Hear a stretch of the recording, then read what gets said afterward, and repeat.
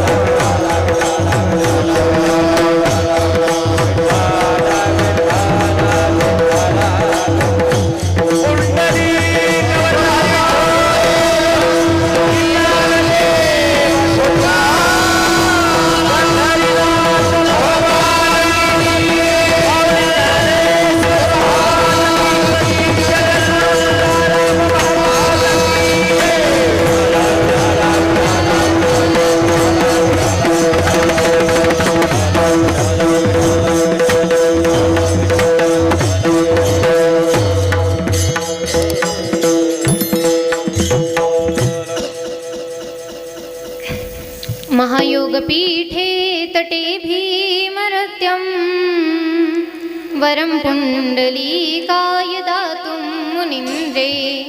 समागस्य दिष्टं तमानन्दकन्दं, परब्रह्मलिङ्गं वसे पाण्डुरङ्गं.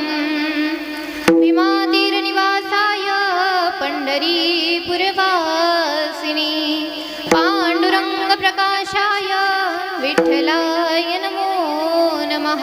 पांडुरंगा करो प्रताप नमो, पांडुरंगा करो प्रताप नमो.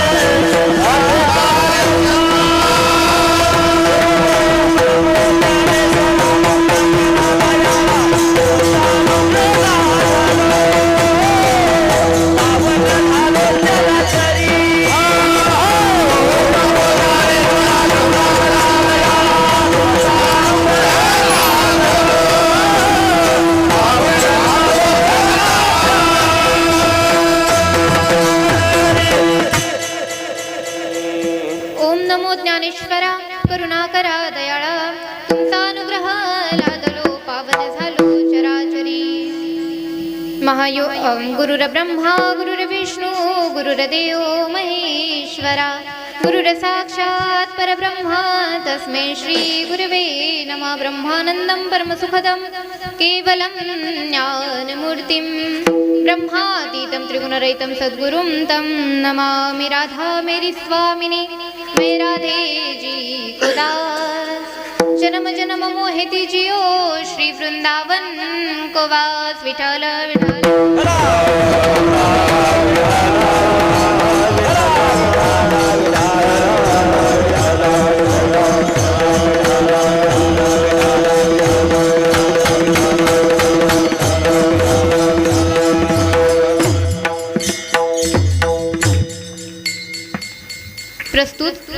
कीर्तन रूपी चिंतन करिता निवडलेला अभंग जगद्गुरु जगद्वंदनीय श्री संत तुकोबाराय यांचा 4 चरणाचा सर्वांच्या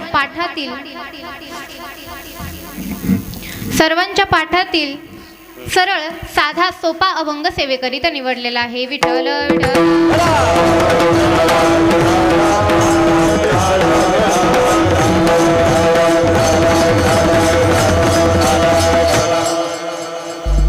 अभंग जगद्गुरु तुकोबाराय यांचा आहे. जगद्गुरु तुकोबाराय अभंगाद्वारे मागणी करत आहेत. बघा, भगवंताकडे मागणी करायची आहे. आजच्या दिवशी आपण सप्ताह करतो. पहिल्या दिवशी नामपर अभंग घेतला जातो. नामपर अभंग घेऊन भगवंताच्या नामाविषयी आपल्याला त्या कीर्तनामध्ये सांगितलं जातं पहिल्या दिवशी. दुसऱ्या दिवशी संतपर अभंग घेऊन संतांविषयी सांगितलं जातं. असं 6 दिवस तुम्हाला महत्त्व सांगितलं जातं आणि 7व्या दिवशी भगवंताचं सर्व स्वरूप कळल्याच्या नंतर भगवंताकडे मागणी केली जाते. पण भगवंताकडे मागणी करताना काय मागणी करावी हे आपल्या संसारिक व्यक्तीला कळत नाही. म्हणून जगद्गुरु तुकोबारायांच्या भाषेमध्ये तुम्हाला आजच्या या कीर्तनामध्ये सांगायचं आहे की भगवंताकडे काय मागावं. म्हणून आजच्या कीर्तनाकरिता निवडलेला अभंग मागणीपर प्रकरणातील आहे. जगद्गुरु तुकोबाराय त्या अभंगाद्वारे साधकाच्या भूमिकेतून बोलतात.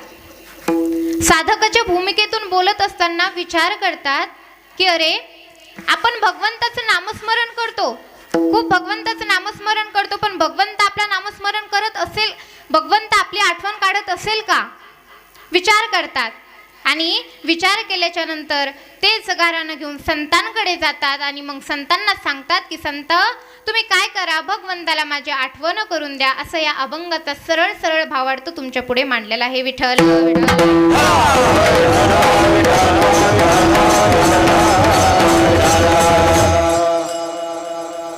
तर तुमच्या गावामध्ये चालू असणारा आपला हा भव्य दिव्य कीर्तन सप्ताह, सकाळी सर्वजण रामायण ऐकत असतात. संगीतमय रामायण आहे की साधारण संगीतमय रामायण तुम्ही इथे श्रवण करतात. रोजचे अन्नदाते असतील. बघा, यजमान होण्याकरिता अन्नदानाचे पात्रता होण्याकरिता आपल्याला भाग्य लागतं. यजमान होण्याकरिता भाग्य लागतं. इथे बसून कीर्तन श्रवण करायला, कथा श्रवण करायला सुद्धा भाग्यच लागतं. पण यजमान होण्याकरिता त्याहून जास्त भाग्य लागतं. कारण आज तुम्ही इथे कीर्तन श्रवण करत आहात का? आता तुमच्या थोड्याने डोक्यात होतं की अरे, टाकळीची एक मुलगी येणार आहे, ती आपल्याला कीर्तन सांगणारे. होतं का कोणाच्या डोक्यात? किंवा तुमच्या मी ओळखीचे आहे का? नाही. पण आमच्या सरांच्या मी ओळखीचे होते. सरांनी असा विचार केला की आपल्याच अमृताचं कीर्तन ठेवावं म्हणून. मी अगदी लहानपणीपासून म्हणजेच ज्युनियर KG पासून सरांच्या शाळेमध्ये होते आणि ज्युनियर KG पासून तेच मला सोबत होते. नंतर आमची 6वीला इकडे तिकडे झालो तरी सुद्धा सरांचं माझ्यावरती लक्ष होतं आणि अजूनही लक्ष आहे. पण ती यश इंग्लिश स्कूल शाळा बोलायचं झालं ना, तर तिथून माणूस ट्रेन होऊनच निघतो. माझं जे शिक्षण झालं ते 6वी पर्यंत सर तुमच्याकडे झालं तेवढंच झालं. त्यानंतर इकडे जेव्हापासून शिरले तेव्हापासून शैक्षणिक शिक्षाचं थोडंसं बाजूला आहे. पण तुम्ही जेवढं शिकवलंय तेवढं आज मी एवढी झाली. विठ्ठल विठ्ठल.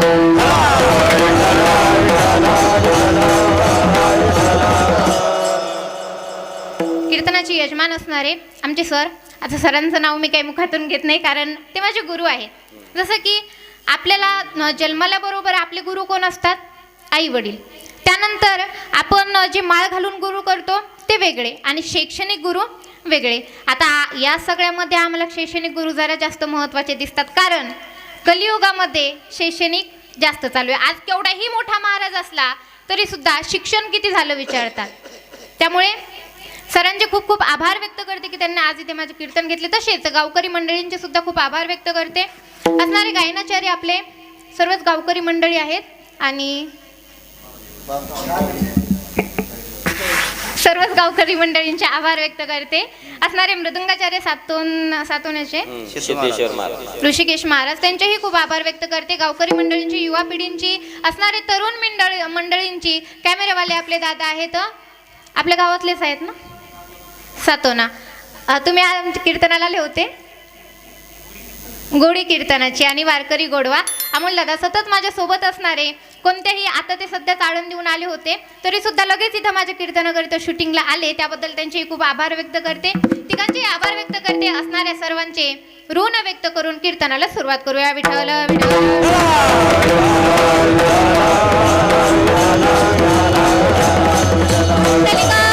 हरी विठ्ठल श्री ज्ञानदेव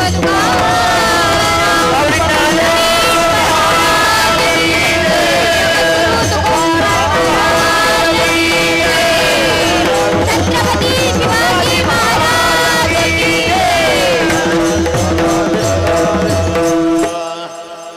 एवढे आपण मर्द मावळे आहेत, छत्रपती शिवाजी महाराजांचं नाव घेतलं जय जयकार हे आलाच पाहिजे ना, आला पाहिजे ना. प्रौढ प्रताप पुरंदर क्षत्रिय कुलावंश राजाधिराज श्रीमंत श्री श्री श्री छत्रपती शिवाजी महाराज की. छत्रपती शिवाजी महाराज की. राजमाता राष्ट्रमाता माँसाहेब जिजाऊ की. हर हर महादेव हर हर महादेव. अरे वा, विठ्ठल विठ्ठल.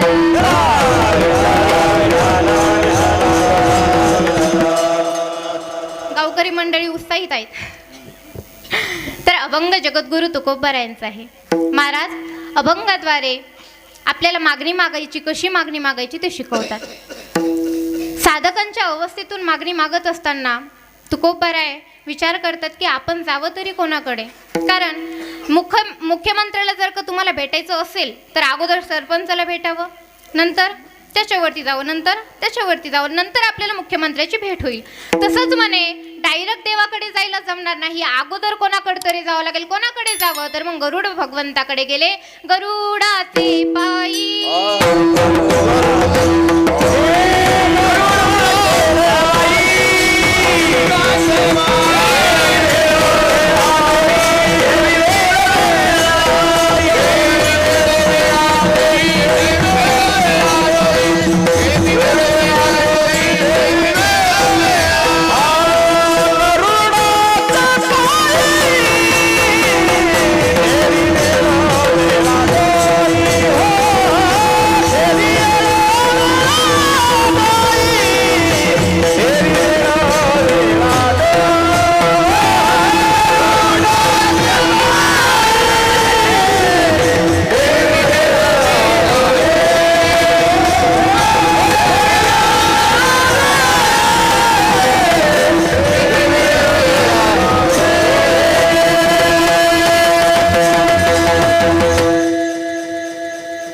गरुडाचे पायी ठेवी वेळोवेळा डोई, वेगी आणावा तो हरी मज दिना ते उद्धरी. काय म्हणतात की हे गरुड भगवंता, माझ्या उद्धाराविषयी तू काय कर, भगवंताकडे अर्चना कर. भगवंताला सांग की या देहूमध्ये तुमचा असणारा भक्त आहे, त्या भक्ताची हाक तुम्ही ऐका, त्या भक्ताच्या उद्धाराकरिता काहीतरी करा, अशी भगवंताकडे विनवणी करा. तेव्हा गरुड भगवंत अत्यंत नम्रपणे म्हणतात की हे तुकोबाराय, मला माफ करा, मला क्षमा करा, पण मी हे कार्य करू शकत नाही, मी हे कार्य करू शकत नाही. पण तुम्ही लक्ष्मी मातेकडे जा आणि लक्ष्मी मातेला ही अर्चना करा. नक्कीच लक्ष्मी माता तुमची इच्छा पूर्ण करतील, कारण लक्ष्मी माता सदैव भगवंताच्या जवळ असतात. असं म्हणे. ठीक आहे. लगेच लक्ष्मी मातेकडे जातात. लक्ष्मी मातेला जाऊन त्यांना प्रार्थना करतात, हे लक्ष्मी माता, भगवंताकडे आमची एवढी अर्चना करा, तुम्ही आमच्या माता आहात, विनवणी करतात. तेव्हा लक्ष्मी माता म्हणतात, काय सांगावं तुकोबाराय तुम्हाला. राम अवतारामध्ये भगवंताकडे छोटंसं हरण मागितलं म्हणे मी, तर मला तिकडे लंकात जाऊन राहावं लागलं.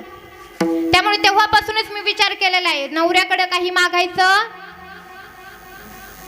नाही शब्द आपल्या मुखातून येणार नाही. नवऱ्याकडे काही मागायचं नाही विचार केलेला आहे. त्याच्यामुळं म्हणे मी काय आता जाणार नाही, मी काय त्यांना काही मागू शकत नाही. पण तुम्ही काय करा, शेष भगवंताकडे जा, शेष भगवंताकडे जा आणि त्यांना ही प्रार्थना करा. शेष भगवंताकडे जातात, त्यांना प्रार्थना करतात. म्हणे मी सुद्धा हा कार्य करू शकत नाही. का? कारण भगवंताला अहंकार आवडत नाही. अहंकार असला तर भगवंत जवळ घेत नाही. मग त्यांची इच्छा कशी पूर्ण करतात. म्हणे मी माझ्या 1000 मुखांनी भगवंताचं स्तुती करतो, भगवंताची पूजा करतो, अर्चना करतो, रोज त्यांचं विष्णू सहस्त्रनाम जप करतो. पण भगवंत माझी इच्छा पूर्ण करू शकत नाहीत. मी भगवंताकडे हे काही मागू शकत नाही. तुम्ही काय करा, सनकादिक महर्षींकडे जा, त्यांच्याकडे जा आणि त्यांना हे मागा, कारण संतांचं भगवंत लवकर ऐकतात. ठीक आहे म्हणे, सनकादिक महर्षींकडे गेले. पण सनकादिक महर्षी कोण? संत आहेत, पण सनकादिक महर्षी कोण आपल्याला माहिती नाही. ज्या वेळेस ब्रह्मदेव सृष्टी उत्पन्न करत होते त्यावेळेस आपले पहिले पुत्र म्हणजे सनकादिक महर्षी उत्पन्न झाले होते. त्या सनकादिक महर्षींना सांगितलं की तुम्ही काय करा, सृष्टी उत्पन्न करा, सृष्टीचा विस्तार करा. ज्या वेळेस हे सांगितलं त्यावेळेस त्यांनी सांगितलं I am very very sorry पप्पा. बरोबर? रामकृष्ण सांगितलं की I am very very sorry, मी हे करू शकत नाही. आपण म्हणतो की आमची मुलं ऐकत नाहीत, आमची मुलं ऐकत नाहीत, बरोबर ना? म्हणतो ना आमची मुलं ऐकत नाहीत, आमची मुलं ऐकत नाहीत. अहो, जेव्हा सृष्टी उत्पन्न होत होती ना तेव्हा सुद्धा वडिलांचं ऐकलं नव्हतं सनकादिक महर्षींनी. म्हणजे ब्रह्मदेवाचे असणारे पुत्र सनकादिक महर्षी आजही 5 वर्षाचे आहेत आणि या कलियुगामध्ये अदृश्य रूपाने ते फिरत असतात. त्याच सनकादिक महर्षींकडे तुम्ही जा म्हणतात. विठ्ठल विठ्ठल.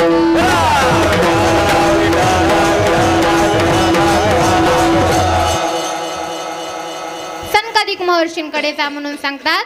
तेव्हा सनकादिक महर्षींकडे गेले, त्यांची प्रार्थना करायला लागले. ते काय करत होते, हरिशरणम हरिशरणम श्री कृष्ण गोविंद हरे मुरारी. नाथ नारायण वासुदेव हरे कृष्ण गोविंद हरे मुरारे. नाथ नारायण वासुदेव हरे कृष्ण गोविंद हरे मुरारे. नाथ नारायण वासुदेव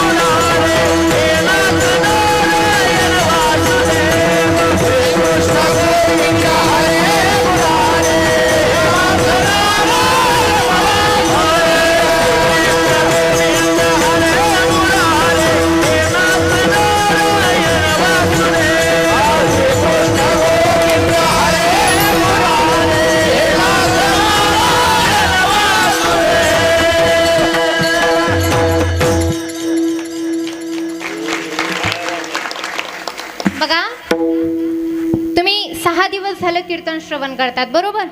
प्रत्येक जण येतच होतं, हो ना? का आज मुलीचं कीर्तन आहे म्हणून जास्त जणी आला असतात तर थँक्यू. बरं, सगळ्याच येत असतील असं मला तरी वाटतं. तर तुम्ही 6 दिवस झालं कीर्तन श्रवण करत आहात. पहिल्याच दिवशी तुम्हाला सांगितलं असेल की हाताने टाळी वाजवायची, मुखाने भगवंताचं मना राम राम टाळी वाजवा हाते, टाळी वाजवा हाते. नाचलो नाचले, नाचलो नाचले बोलिया वही. मना राम राम टाळी वाजवा हाते, टाळी वाजवा हाते. नाचलो नाचले, नाचलो नाचले बोलिया वही.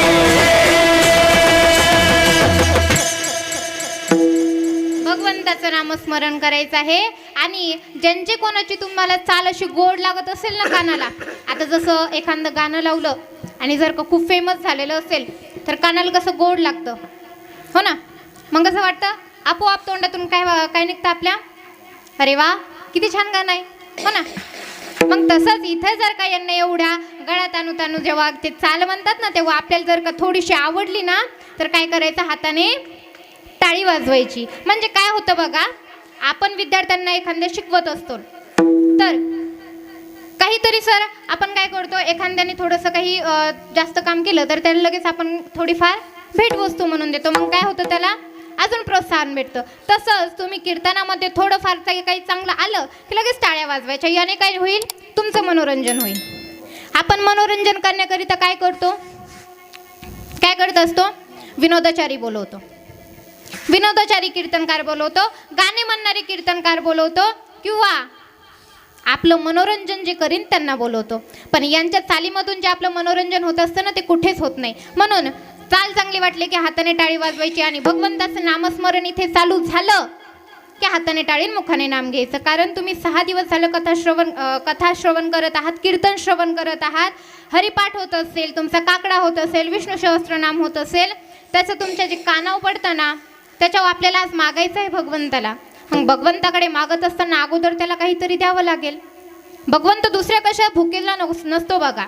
आपण धन संपत्तीचे खूप भुकेले आहोत, पण भगवंत नाही. भगवंत कशाचा भुकेला आहे, प्रेमाचा भुकेला, प्रेमाचा भुकेला,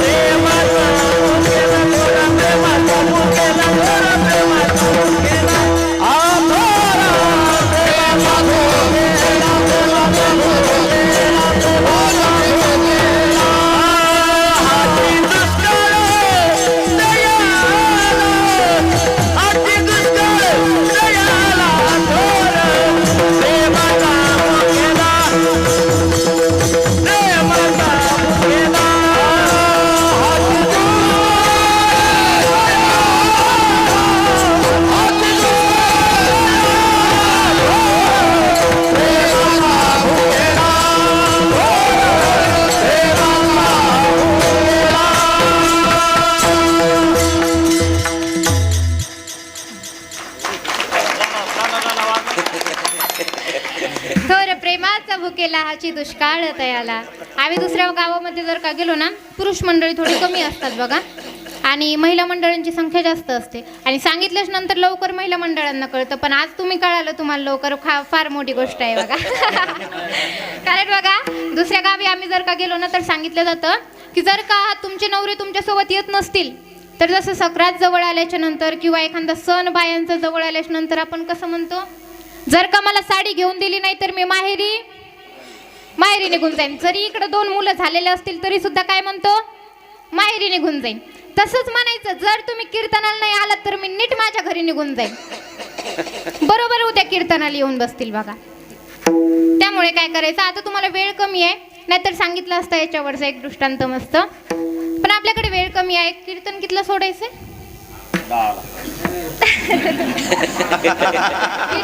कीर्तन ऐकायची जास्त इच्छा झाली 11ला, 10ला किल्ला सोडायचं 10ला नाही. म्हणजे आपलं कीर्तन चालू करण्यात असं झालं की 8लाही नाही 8:30लाही नाही, त्याच्यामुळं कन्फ्युजन झालं. 10ला सोडायचं ना. तर भगवंताचं नामस्मरण करायचं आहे, हाताने टाळी वाजवायची, मुखाने भगवंताचं नामस्मरण करायचं. विठ्ठल विठ्ठल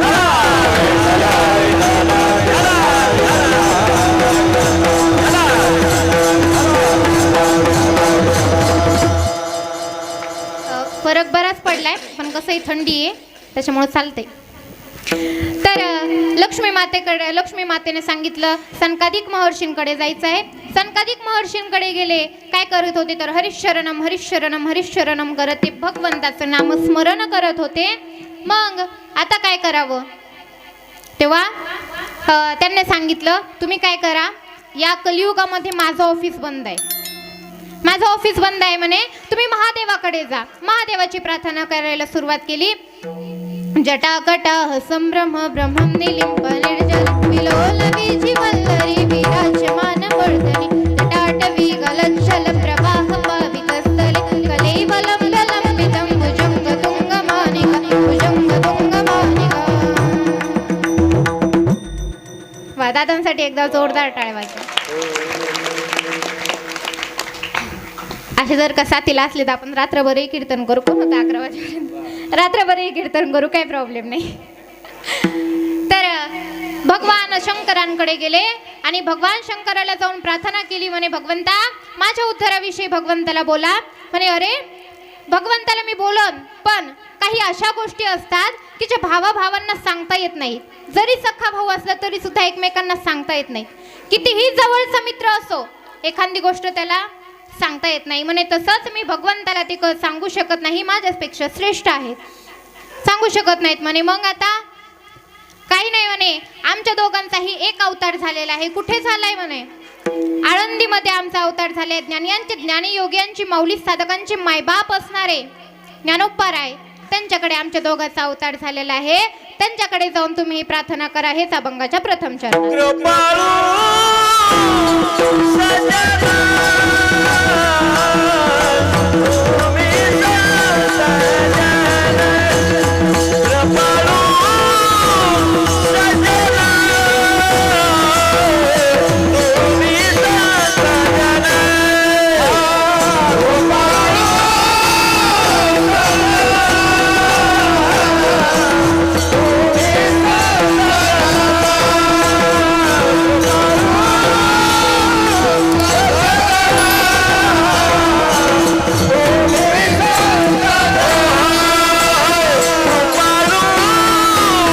सजना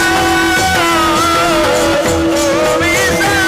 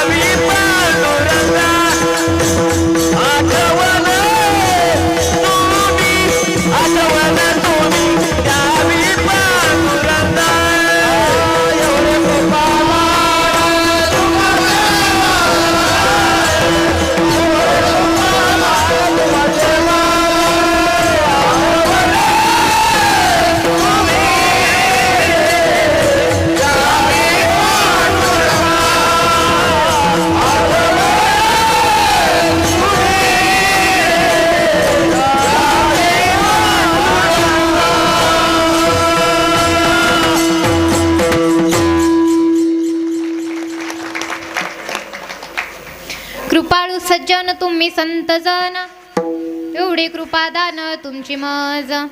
काय म्हणतात? जगद्गुरु तुकोबाराय ज्ञानोबारायांकडे जाऊन सांगतात की ज्ञानोबाराय, मी नाही तिथे फिरलो, नाही तिथे फिरलो आणि शेवटी मला स्वतः भगवान शंकरांनी सांगितलं आहे की तुमच्या जवळ यायचं आहे. म्हणे माझं काय झालं, काखेत कळसा आणि गावाला वळसा, आपल्या भाषेत बोलायचं झालं तर.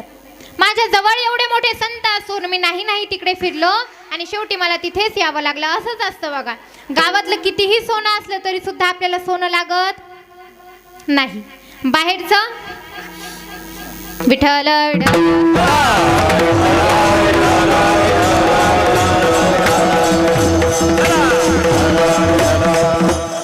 पण तुमच्या इथे गावातले सर्व मंडळी आहेत. मस्त आहे तुमचं.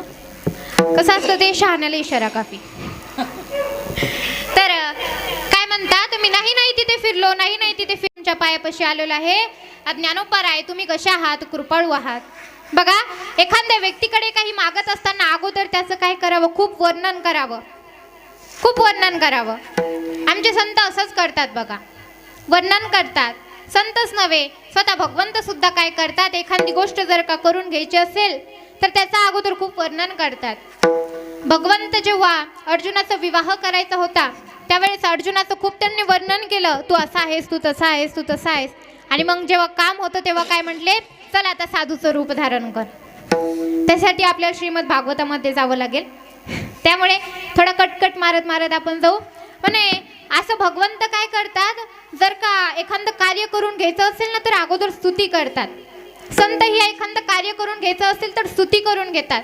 आणि आपल्या व्यवहारामध्ये सुद्धा एखादं कार्य करून घ्यायचं असेल तर स्तुती करतात. व्यवहारामधले लोक बघायचे तुम्ही अजूनही. एखादा नसेल श्रीमंत तरी सुद्धा काय म्हणतात, तुमचं काय बाबा, तुम्ही पाटलाचे, हो की नाही, तुम्ही सरकार मोठे.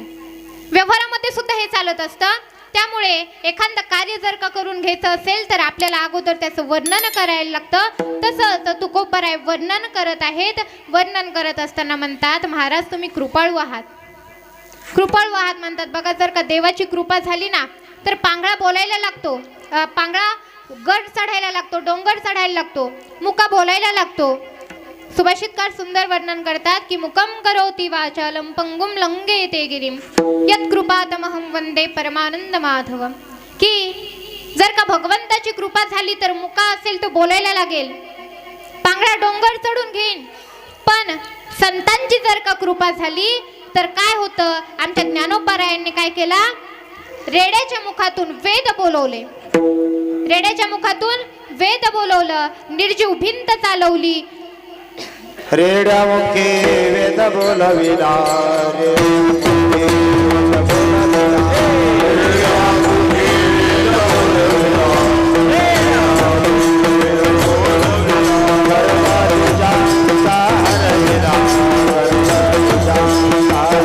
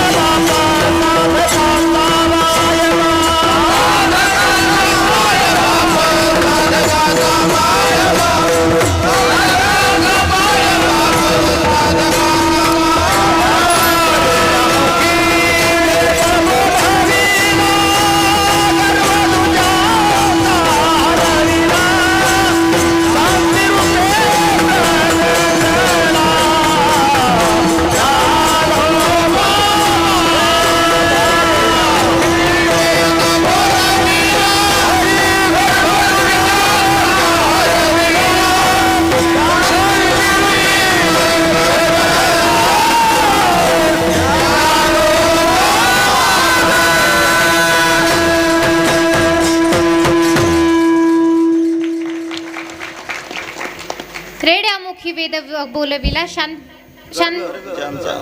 रेड्यामुखी वेद बोलविला, गर्भध्वजांचा हरविला, शांतिरूपी प्रगटला ज्ञानोबा माझा. रेड्याच्या मुखातून वेद बोलविला, भिंत निर्जीव भिंत चालवली, चालविली जड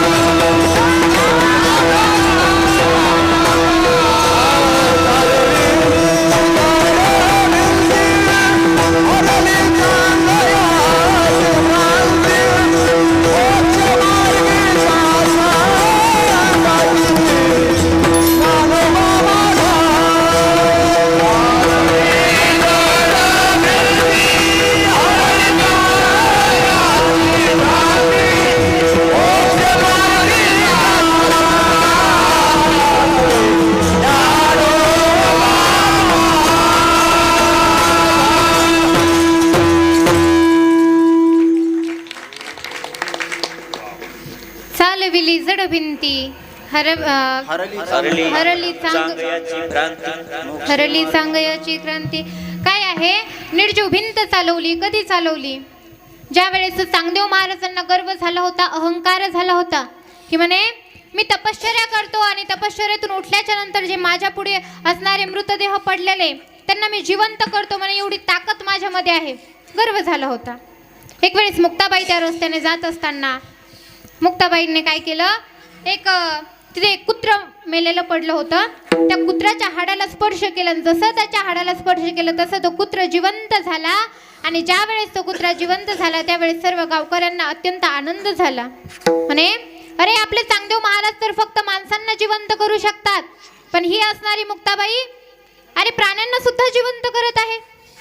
हे जेव्हा कळालं ना तेव्हा सर्व मुक्ताबाईंचा जे जे कार करू लागले. आणि ज्यावेळेस चांगदेव महाराज आपल्या समाधीतून उठले त्यावेळेस समाधीतून उठल्याच्या नंतर काही पटशिष्य असतात बघा, ते पटशिष्य गेले आणि पटशिष्य जाऊन म्हणतात, महाराज काय झालं आहे माहिती आहे का? काय झालं रे म्हणे, एक मुलगी आली होती मुक्ता नावाची. त्या मुक्ता नावाच्या मुलीने एका कुत्र्याला जिवंत केलं आणि जसं त्या कुत्र्याला जिवंत केलं तसं आपले सर्व गावकरी त्यांच्याकडे जात आहे. एकदा हाना ना. विठाल विठाल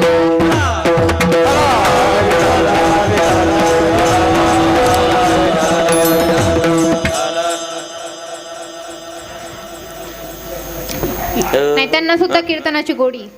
पण कसं असतं बघा, या धर्ममंडपामध्ये कोण येऊ शकतं? या धर्ममंडपामध्ये फक्त आपला हा देहच येऊ शकतो, या पंचमहाभूतांचा देहच येऊ शकतो. त्या कुत्र्याला सुद्धा आज परमार्थ करायची खूप आवड असेल, पण तो लांब जरी भुकला तरी सुद्धा आपण त्याला हाड हाड म्हणून टाकतो.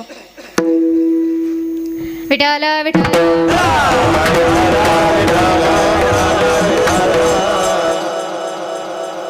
तर कुत्र्याला जिवंत केलं आहे म्हणे. आणि त्या कुत्र्याला जिवंत केलं तेव्हापासून सर्व गावकरी मंडळी त्यांच्याकडे जातात.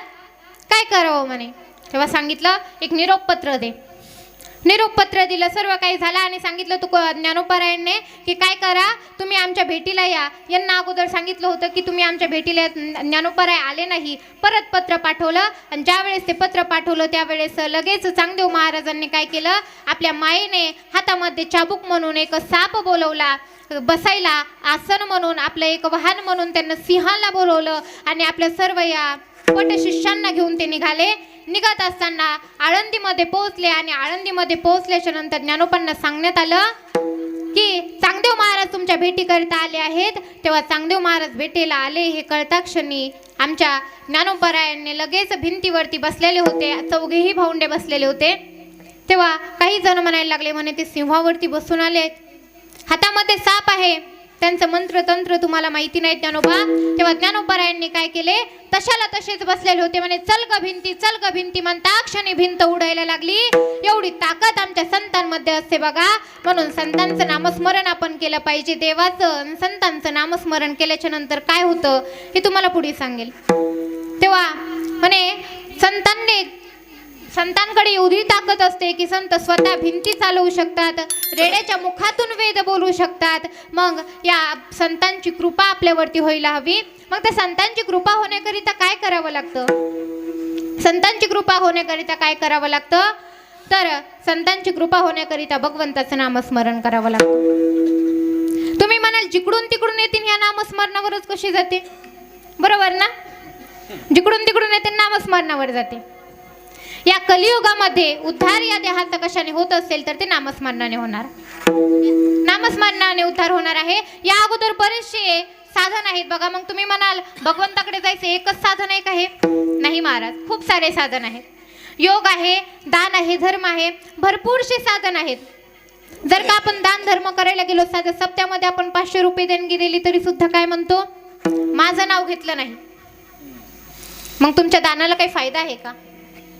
दानाला फायदा नाही. म्हणून दान मार्ग आपल्या योग्यतेचा नाही. योग मार्गाचा विचार करायला गेलं तर बघा, योग मार्गामध्ये सूक्ष्म कर्म असतात. एक जणाची पत्नी, तिचं थोडीशी तब्येत बरोबर नव्हती. तेव्हा म्हणे मी काय करणार, भगवंताला यज्ञ करतो.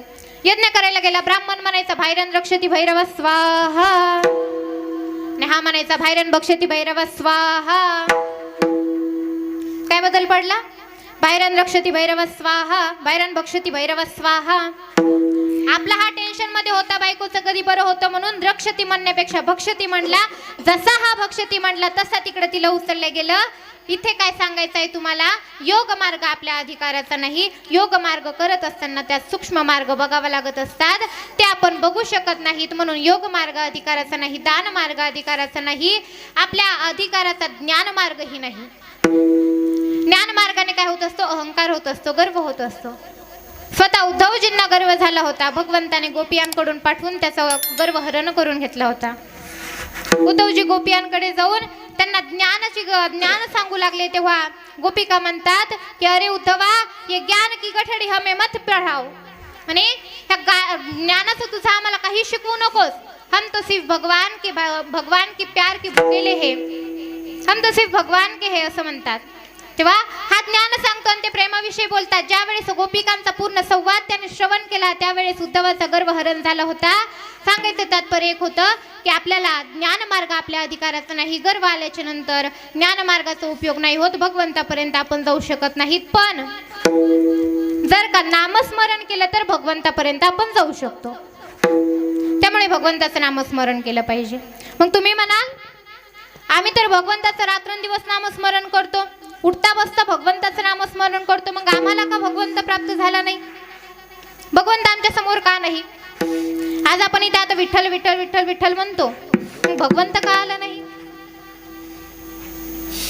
तर ज्यावेळेस आम्ही वृंदावनला शिकण्याकरिता होते श्रीमद भागवत कथा, त्यावेळेस श्री प्रेमानंद बाबांच्या दर्शनाला ज्यावेळेस आम्ही गेलो होतो त्यावेळेस बाबांनी सांगितलं की भगवंताचं नामस्मरण करत असताना नामस्मरण कसं करावं.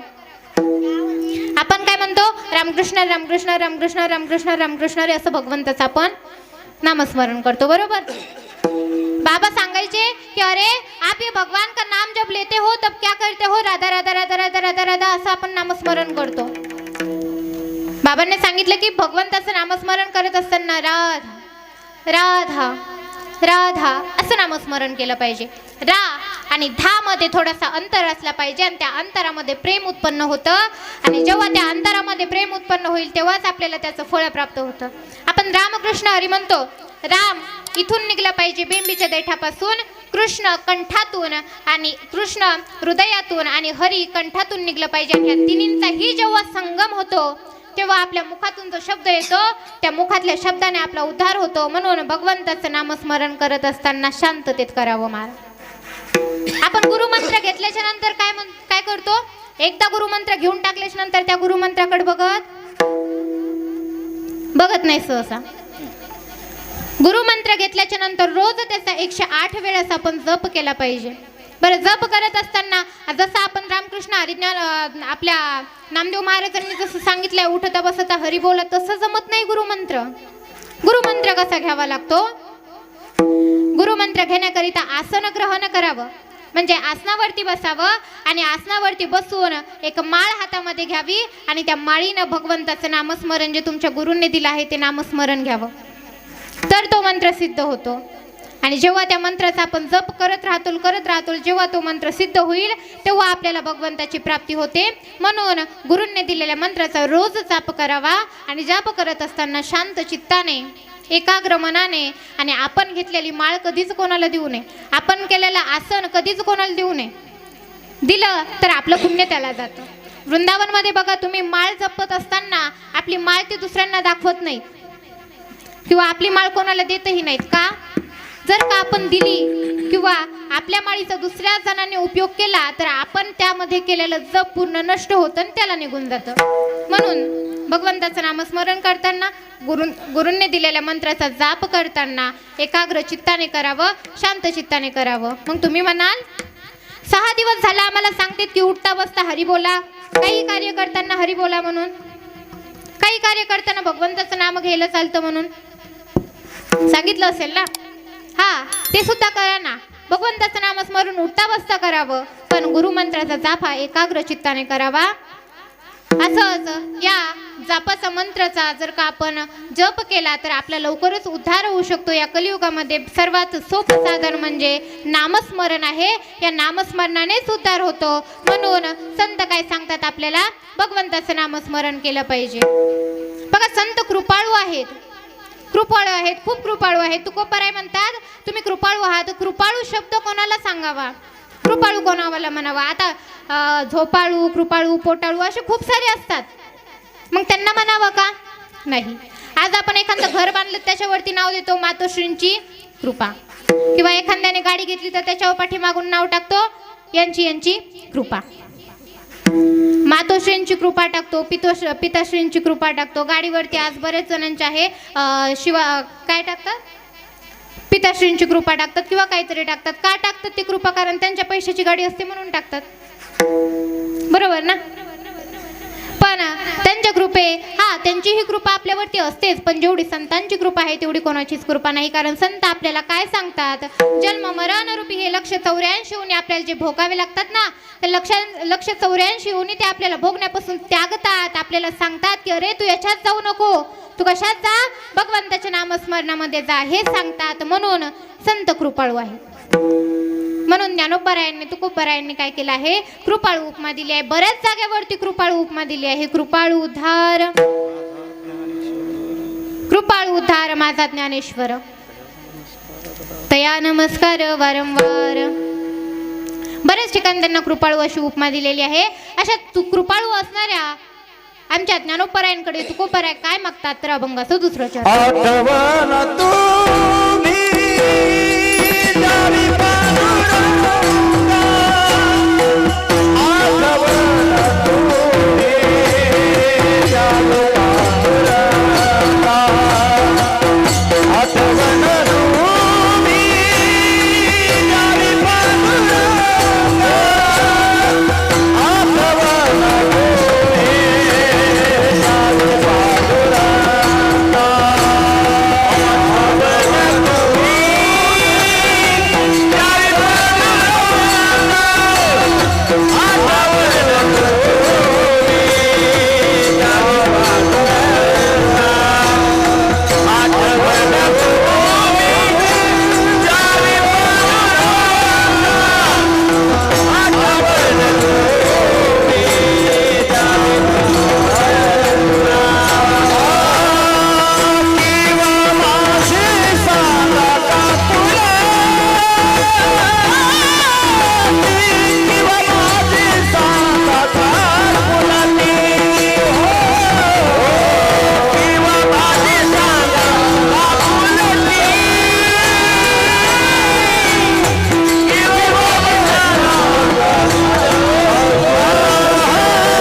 जावी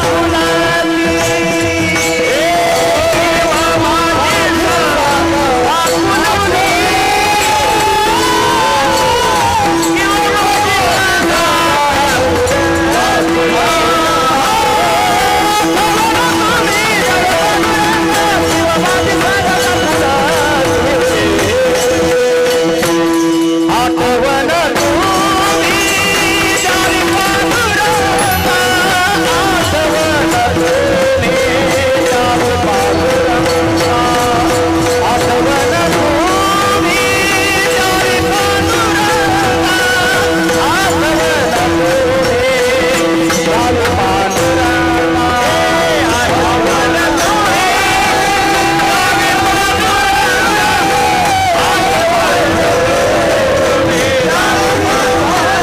आठवण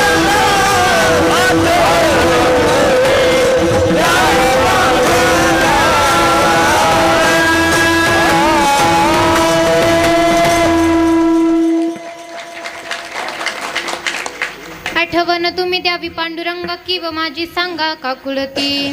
काय म्हणतात तुकोबराय? तुकोबराय म्हणतात ज्ञानोबराय माझी एकच प्रार्थना आहे, माझी एकच मागणी आहे. काय मागणी आहे म्हणे? आठवण तुम्ही द्यावी पांडुरंगा, त्या पांडुरंगाला माझी आठवण करून द्या म्हणतात. कारण आपण भगवंताचं नामस्मरण करत आहोत, पण भगवंत आपलं आठवण काढत असेल का? भगवंताला आपली आठवण येत असेल का? हे विचार करतात तुकोबराय. आणि तोच विचार करून म्हणतात की आठवण तुम्ही द्यावी पांडुरंगा. संतांकडे प्रार्थना करतात की आमच्या पांडुरंगाला सांगा की तुमच्या या पामर असणाऱ्या तुकोबरायांकडे लक्ष द्या या तुकोबरायांकडे तुमची कृपा असू द्यावी. बघा, संतांकडे गेल्याच्या नंतर, गुरूंकडे गेल्याच्या नंतर, देवाकडे गेल्याच्या नंतर काय मागावं? आपण संसारिक गोष्टी मागून जातो. देवाकडे गेल्याच्या नंतर पहिल्या दिवशीपासूनच तुम्ही देवाला मागायला लागले असताल, देवा 7 दिवस कथा श्रवण करीन रे कशी पण, नाही झोपणार तुझ्या कथेत, पण असं होऊ दे. कसं कसं कसं कसं मुलाचं लग्न होऊ दे. बरोबर ना? मुलाचं लग्न होऊ दे, घरामध्ये सुख शांती लाभू दे. नाही ती इच्छा आपण भगवंताकडे मागत असतो, पण या संसारिक गोष्टीमधले आपण आज जर का मागितलं ना, तर ते उद्या संपणार आहे. कारण देहाला लागलेली षड विकार आहे. जायती अस्ति विप्रिमते अपश्येती विनश्येते. जायते म्हणजे जन्माला येतो, अस्ति असतो, वर्धते म्हणजे वाढायला लागतो, तरुण होतो, म्हातारा होतो आणि एक दिवस मरतो. देहाला लागलेले षड विकार आहेत. मग तुम्ही म्हणाले देहाचं झालं, माझे जे दुसरी पिढी असेल त्या पिढीला काम येईल, माझ्या नातवाला काम येईल. बरोबर ना? तोच विचार करतो आपण. पण आज एवढुले जरी मुलं असले तरी सुद्धा काय करतात, उलट उत्तर देतात, म्हणे ये म्हातारे बस खाली म्हणतात. बरोबर? त्याच्यामुळे आपण मुलाबाळांचा विचार करतो, पण देवाकडे संतांकडे जाताना आपण त्याला संसारिक न मागता परमार्थाचं मागावं. एक सुंदर गृहस्थी होता, अगोदर काही कामधंदा करत नव्हता. तेव्हा आई वडिलांना वाटलं जर काय लग्न करून दिलं तर कामधंदा करेल, म्हणजे एका हाताचे 2 हात झाल्याच्या नंतर काय करेल, कामधंदा करेल. बरं, लग्न करून दिलं. आता लग्न करून दिल्याच्या नंतर बायकोचं रोजचं टुमणं होतं. बघा काय टुमणं असतं बायकोचं, अहो हे आणा ते आणा, हे करायचं ते करायचं, मला हे सोनं करायचं, मला ही साडी पाहिजे, मला चप्पल हार करायचा, मला सँडल हार करायचा, ही इच्छा मागतात. म्हणे माझी बायको रोजच टुमणं लावत होती, म्हणे तुम्ही काहीच करू शकत नाहीत, असेच बसणार तुम्ही. आपल्याला जर का लेकरं झाले तर लेकरायला काय सांगायचं, लेकरांना काय द्यायचं, भांडू लागली एक दिवस. असा राग आला आमच्या पठ्याला. दुसऱ्या दिवशी लगेच काय केलं, सकाळीच 4 वाजता पहाटेच उठला, पहाटेच आंघोळ करून भगवान शंकराच्या मंदिरामध्ये जाऊन बसला. ओम नमः शिवाय, नमः शिवाय, नमः शिवाय,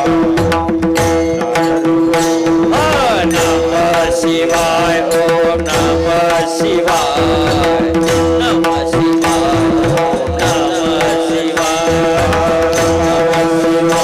ओम नमः शिवाय, नमः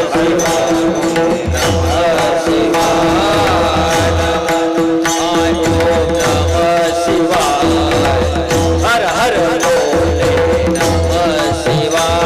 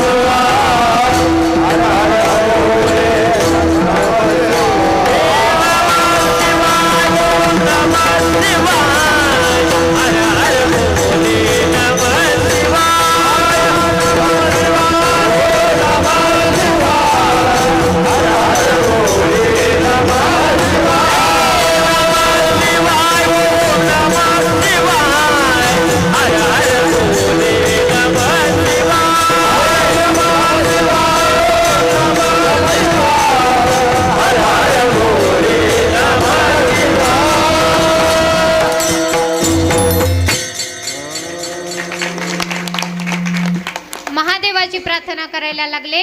आणि ज्या वेळेस महादेवाची प्रार्थना केली त्यावेळेस महादेव तर आपल्या भजनामध्ये दंग होते, पण पार्वती मातेला दया आली. पार्वती माता म्हणायला लागली, भगवंता तुमचा हा कलियुगातील शिष्य बघा, तुमचा हा भक्त बघा, किती तुमचं नामस्मरण करत आहे सकाळपासून. दुपारचे 12 वाजलेत म्हणे, जागेवरचा हल्ला नाही. तुम्ही त्याला काय करा, त्याच्या जवळ जा आणि त्याची थोडीशी विचारपूस करा. ठीक आहे म्हणे, जातो ना. लगेच भगवंत गेले आणि त्याच्या समोर जाऊन प्रकट झाले. अरे भक्ता, डोळे उघड, कोण आलाय बघ. डोळे उघडून बघतो तर काय, स्वतः भगवान परमात्मा तिथे उभा आहेत. स्मशान क्रीडा करिता सुखाने. भगवंत त्या स्मशानात राहणारे आमचे, अंगाला भस्म लावलेलं, गळ्यामध्ये असणारा साप, हे सर्व विशाल रूप जेव्हा त्याने बघितलं तेव्हा तर अगोदर तर शांतच झाला. शांत झाला, डोळे झाकले त्याने, भगवंत स्वरूप बघितलं. पण डोळे झाकले ना अचानकच बायकोच दिसली ना.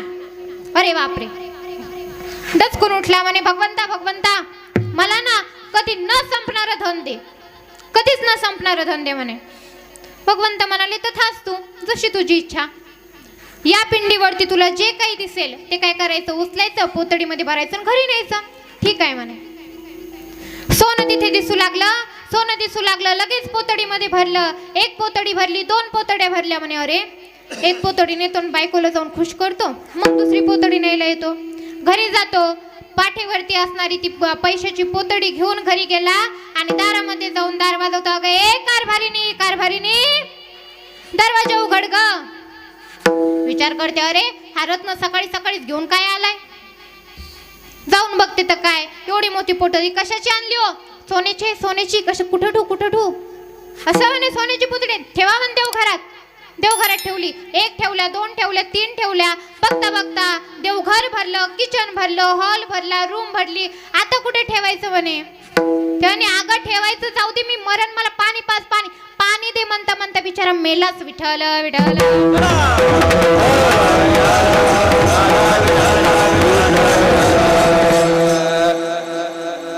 पाणी दे म्हणता म्हणता मेला.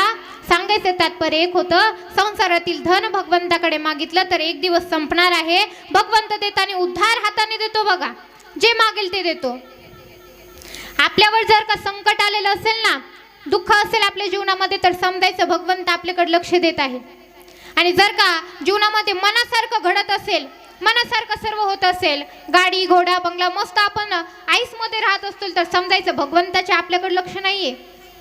भगवंताचं लक्ष नाही समजायचं. दुःखामध्ये भगवंत आपल्याकडे लक्ष देतो, कारण दुःखामध्ये आपण भगवंताचं नामस्मरण करतो. सुखामध्ये कोणी करत नाही. दुःख आलं लगेच भगवंताकडे जातात. भगवंता तुला नारळ फोडीन पण एवढं राहू दे. भगवंता जर का माझ्या पोराचं राहिलं तर तुला 500 रुपये दान देईन, 500 रुपये दान देईन म्हणतात. त्यावेळेस लक्ष्मी माता खूप क्रोधित होते बघा. लक्ष्मी माता क्रोधित होते, म्हणे माझा पती काय तुम्हाला व्यापार करणारा दिसला 500 रुपयामध्ये त्याला विकत घ्यायला, विकत घ्यायला तुम्हाला व्यापारी दिसला माझा भगवंत. लक्ष्मी माता क्रोधित होत असतात. त्यामुळे नवस करताना भगवंताला 500 रुपये देईन, 10 रुपये देईन, ह्या नवस करू नये. तुम्ही भगवंताला नवस करा ना, पण केल्याच्या नंतर त्याच्याकडे काही मागावं नाही, मागावं नाही भगवंताकडे काही. भगवंता तुला एवढं एवढं माझ्या संसारातून मी दिलं आहे, तुला काय द्यायचं आहे तू तुझा विचार कर म्हणायचं. कारण संसारातील व्यक्ती काही मागितल्याशिवाय राहू शकत नाही, काही मागितल्याशिवाय राहू शकत नाहीत. कितीही मोठा वैराग्यवान असो तरी सुद्धा काही नाही तर काही मागतो. त्यामुळे मागत असताना देवाला एवढंच म्हणावं, देवा तुला जेवढं द्यायचं तेवढं दे, आणि आपल्याकडून जेवढं दान होतं तेवढंच दान करावं. मग संतांकडे गेल्याच्या नंतर, गुरूंकडे गेल्याच्या नंतर काय मागावं की तुझा विसर आम्हाला कधी पडू देऊ नको. तुझा विसर पडल्याच्या नंतर आम्हाला काय होईल, आमचं जगणं मुश्किल होईल म्हणावं देवा. त्याच्यामुळे तुझा सदैव आमच्यावरती कृपा असू द्यावी. पण बघा, संतांकडे आपण गेलो, गुरूंकडे गेलो, आपली आठवण करून द्या म्हणतो, पण आपण तेवढ्या पात्रतेचे पण असायला हवे ना, पात्रतेचं असायला हवं. तुकोबाराय काय म्हणतात की मी त्या पात्रतेचा नाही, अभंगाचं 3रं चरण.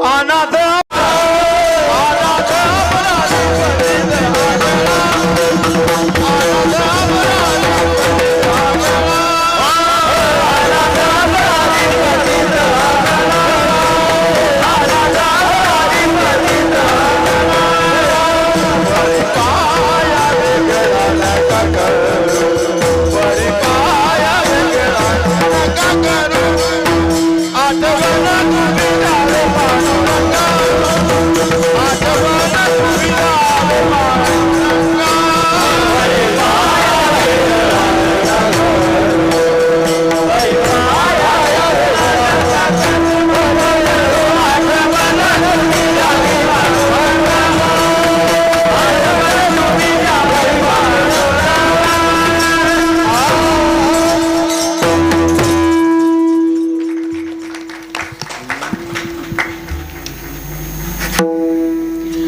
नाथ अपराधी पतित गळा परी पाय वेगळा नका करू.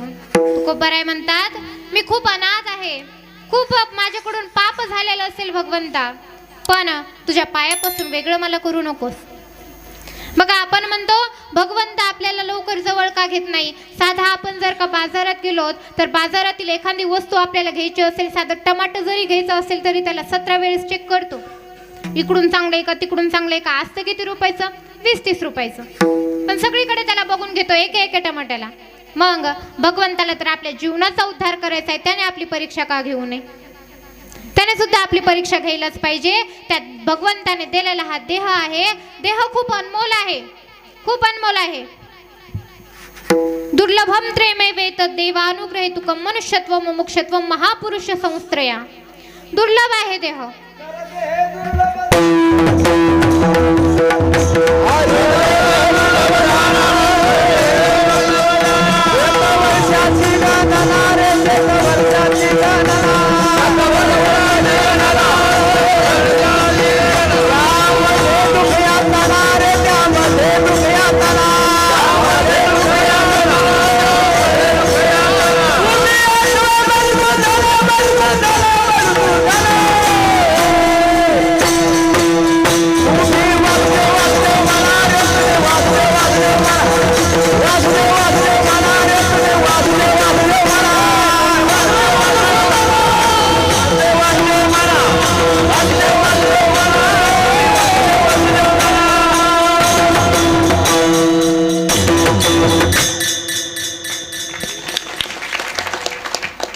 नरदेही दुर्लभ जाना, 7 वर्षाची गणना, त्यामध्ये दुःख यातना, तुम्ही वासुदेव वासुदेव म्हणा. दुर्लभ आहे देह. मग या देहाचं जर दुर्लभ तर आहेच, मग या देहाचा उद्धार झालाच पाहिजे या देहामध्ये आल्याच्या नंतर. कारण दुसरा देह जर का आपल्याला प्राप्त झाला तर त्या दुसऱ्या देहामध्ये आपण भगवंताचं नामस्मरण करू शकत नाही. याच देही घडे देवाचे भजन, याच देही घडे देवाचे भजन. हरी ज्ञान नाही कोठे, नाही कोठे, हरी ज्ञान नाही कोठे.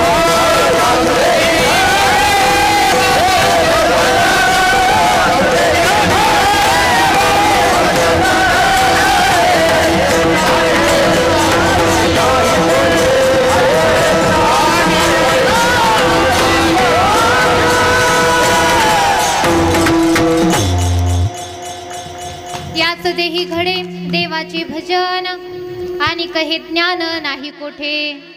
दुसऱ्या योनीमध्ये आपल्याला हे ज्ञान नाही. आज आपण बघत असतो, मग गोष्टीचा आपला प्रसंग झाला, कुत्र्याला आपण इथून हाड म्हणायला लागलो. याच देहामध्ये घडू शकतं. याची देही याची डोळा, मुक्तीचा सोहळा, मुक्तीचा सोहळा, मुक्तीचा सोहळा.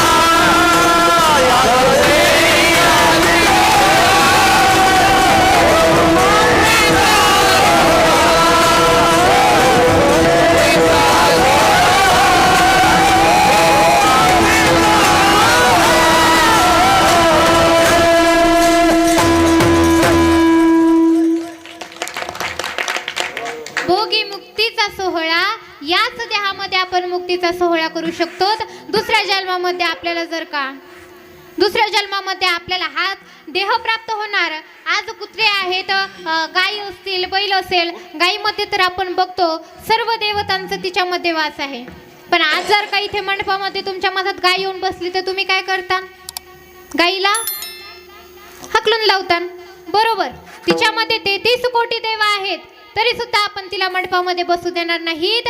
पण आपला हा नरदेह किती दूषित आहे आतमधून. कारण बघा, जन्माला आलं तरी सुद्धा माणूस रडतच. जन्माला येताना माणसं काय करतात? रडत असतात. जन्माला येताना आपण 10 दिवसाचा विटाळ पाळत असतो आणि मेल्याच्या नंतर सुद्धा 10 दिवसाचा विटाळ पाळतो. मग देह कसा आहे? विटाळ आहे. पण या देहामध्ये जेव्हा आपण तोंडाने भगवंताचं नामस्मरण केलं ना, तर हा देह शुद्ध आहे. हृदयास नाम तुझे, हृदयास नाम तुझे, हृदयास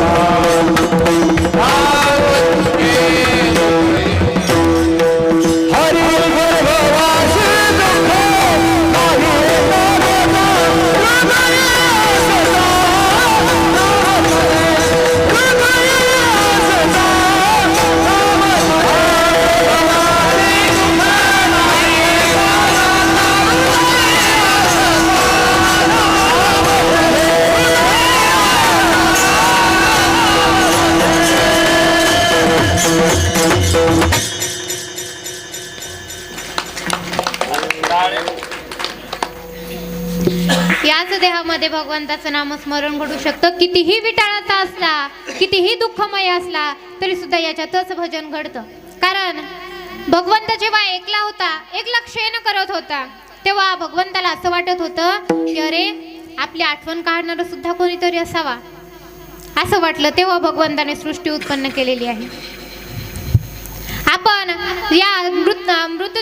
या देहामध्ये येत असताना रडत येत असतो, बरोबर? प्रत्येक जण येतं, रडत येत असतं. नाही रडलं त्याला मारू मारू रडायला लावतो आपण, बरोबर ना? डॉक्टर काय करतं, नाही रडले की मारतं थोडंसं. तेव्हा जेव्हा जोपर्यंत ते बाळ रडत नाही तोपर्यंत मारतो. जन्माला येताना आपण रडत येतो, पण महाराज आपण मरत असताना आपण हसावं आणि जगाने मरावं, असं काहीतरी या देहातून करून जायला पाहिजे. आणि ते करण्यासाठी देवाचं नामस्मरण करावं, देवाचं नामस्मरण करावं. आणि देवाचं नामस्मरण केल्याच्या नंतर काय होतं, आपली कीर्ती तर वाढतेच, कीर्ती तर वाढतेच, पण देहाचा देखील उद्धार होतो. तेव्हा तुकोबाराय म्हणतात की काय करा, देवाकडे माझी आठवण करून द्या की मी माझा उद्धार कर देवा, मी पतित आहे, दीन आहे, खूप दूषित आहे, पण तुझ्या पाया वेगळा मला करू नको, तुझ्यापासून मला वेगळा करू नकोस. आणि मी कसा आहे तर अभंगाचं चौथं चरण.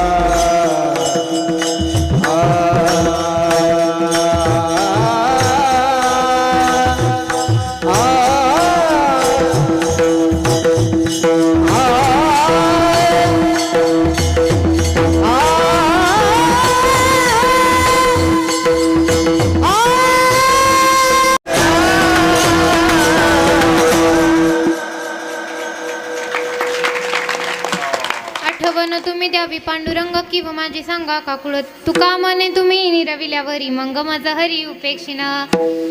तुकोबाराय म्हणतात की तुम्ही जर का त्यांना सांगितलं तर देव नक्कीच ऐकेल, असं म्हणून त्यांच्याकडे विनवणी करतात. विठोबा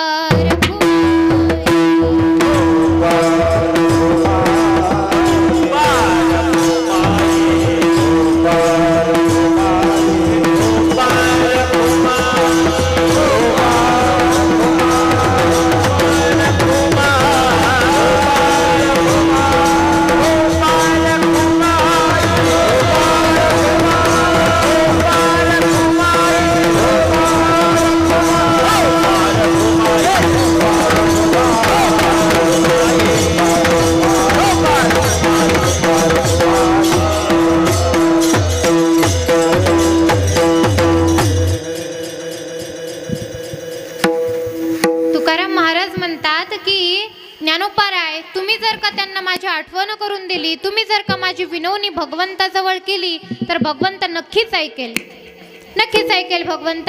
म्हणून तुम्ही माझी प्रार्थना करा असं त्यांना सांगतात. असा अभंगाचा सरळ सरळ भावार्थ तुमच्या पुढे मांडण्याचा प्रयत्न केला.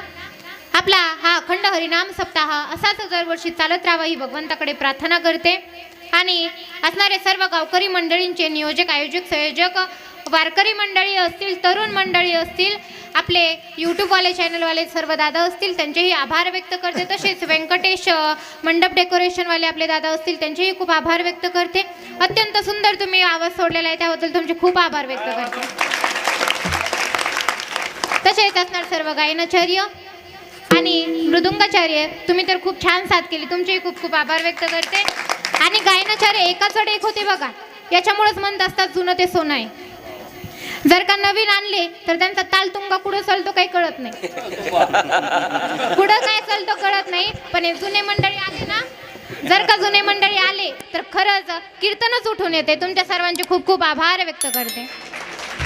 तर अशा प्रकारे ही झालेली कीर्तनरूपी सेवा पंढरीश पांडुरंगांच्या चरणी समर्पित करून भगवंताला एवढीच प्रार्थना करेल की तुम्हा सर्वांना आरोग्य, आयुष्य सर्व काही लाभो आणि सर्वांचा भगवंताच्या भजनामध्ये सर्वदंग राहो, एवढीच भगवंताकडे प्रार्थना करून आजच्या कीर्तनरूपी सेवेला ज्ञानेश्वर